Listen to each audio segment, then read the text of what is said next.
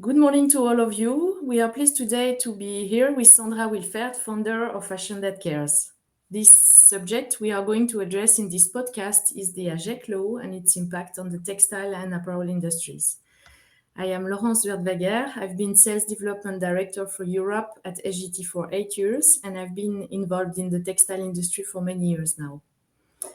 For those of you that might not know us yet, let me remind that SgT is the textile, fashion and apparel expert of the Worm Safety Alliance. We have been offering to our clients, brands and manufacturers for over 30 years, 360 solutions for quality control, transparency and traceability. Good morning, Sandra. Good morning, Laurence. Could you please introduce yourself and tell us a bit more about Fashion That Cares? Yes, thank you. So I'm the founder of Fashion That Cares, a company that since 2010 has been advising and also supporting fashion players in their sustainable development issues. So this means that we provide input in three main areas: corporate social responsibility, responsible purchasing, meaning everything concerning sustainable collections and sustainable sourcing. And we also provide guidance regarding carbon footprint. So we support companies both on a strategic level, but also operationally on these three areas. Thank you, Sandra. Recently introduced regulation on the market is a matter of concern for a large number of brands, labels, and textile and apparel manufacturers, the AGEC law. So, could you sum up in a few words what the AGEC law is exactly? Yes, so the AGEC law, which suggests fighting waste for circular economy, is really a law that is designed to transform production models. And the main aim of this law is to transform our linear economy, which means that we extract raw materials to produce goods that are going to be consumed and then thrown away, into a circular economy. And this involves also combating all the different types of waste. So to sum up, I would say that this law is a mixture of obligations, prohibitions, incentives, and the law also sets the guidelines for the implementation of a number of projects. For example, the reparability index, the uniformization of sorting bins, and so on. But what is the main approach and the objectives of the law? So this law is organized around three main themes. First, eliminating disposable plastic with the aim of achieving the zero plastic waste by 2040. Better informing consumers, also combating waste and solidarity re-employment, taking action against building obsolescence, and last point, enabling better production. So, for instance, some of the aims are accelerating changes to production and consumption models, limiting waste and safeguarding natural resources, biodiversity, and the climate, and transforming our linear economy to a circular one. What does apply specifically to the fashion and textile industries? So at our level, there are three key rulings that will apply to us. Firstly, the prohibition of destroying unsold items. This came into force at the beginning of the year. Secondly, the sorting guidelines that will be applied by February 2023. And last point, this is a ruling more concerning environmental communication, I would say, including especially this famous Article 13 that has been published last April, outlining information obligations regarding the quality and environmental characteristics of products. So let me stress that this ruling covers not only the products, but also household packaging. So, in the fashion and textile industries, including shoes and accessories, the players involved will be those bringing the product to the market, mainly fashion brands, manufacturers, and importers. The mentioned Article 13 that was recently published generated a number of questions, even worries concerning the information these stakeholders have to provide.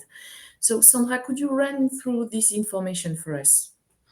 So there will be 5 environmental qualities or characteristics to be made available to consumers, as well as the premiums or penalties paid on each product in terms of its environmental performance, as well as the criteria giving rise to this premium or penalty.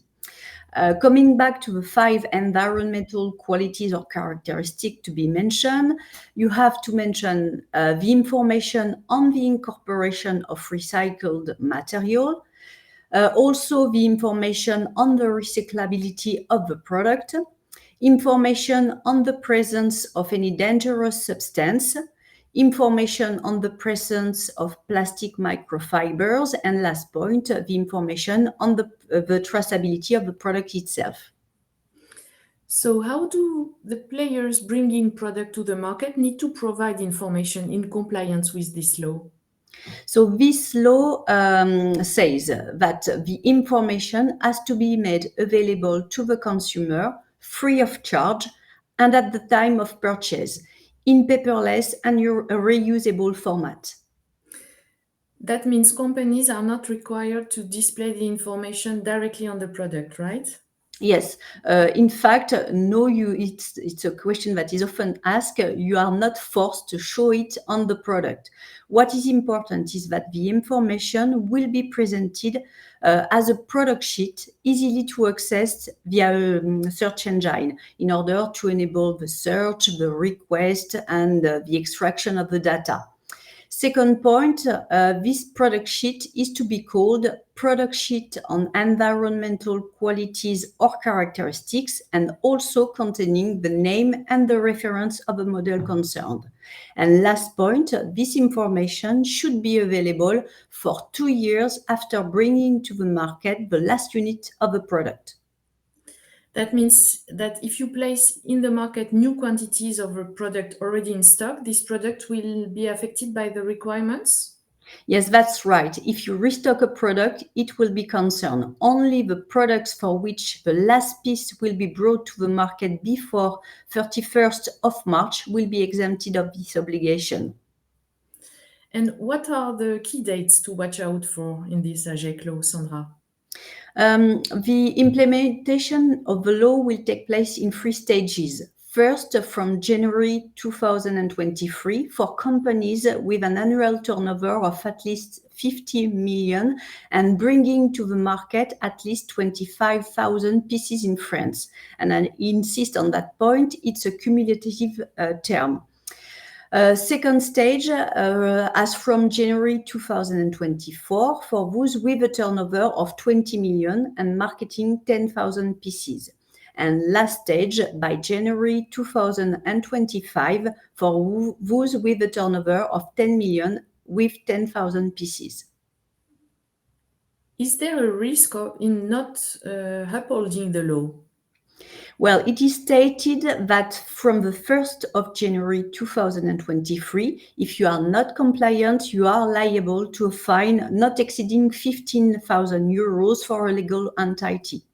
And also, in addition, I would say also applicable, the penalty regime related to misleading commercial practices in reference to our French consumer code.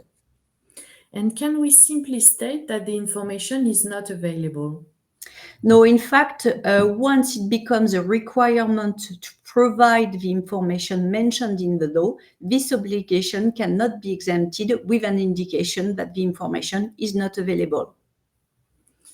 So this is really a tomorrow for certain sellers. Our clients are trying their best when it comes to better understand and implement the law, designed, as we already said, to reduce waste and greenhouse gas emissions, but also to create new solidarities. It is also designed to ensure the communication and the information are clear, exact, and not ambiguous, and to combat the greenwashing. It will be, for instance, prohibited to mention on a product or a packaging the words biodegradable or respecting the environment.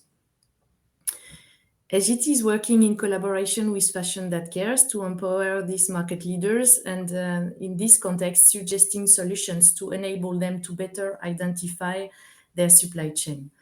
Traceability is one of our strong tools for the future, and we are today providing our clients with concrete documentary monitoring and verification solutions, social and environmental audit, and traceability, as well as innovative solutions that are aimed at scientifically prove the allegations.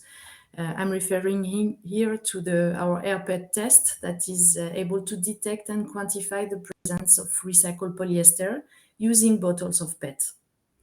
And finally, we suggest they should strengthen certain points of vigilance using laboratory tests and quality control at various stages of production and with the various players that are spinning mills, textile factories, tanneries, finished product.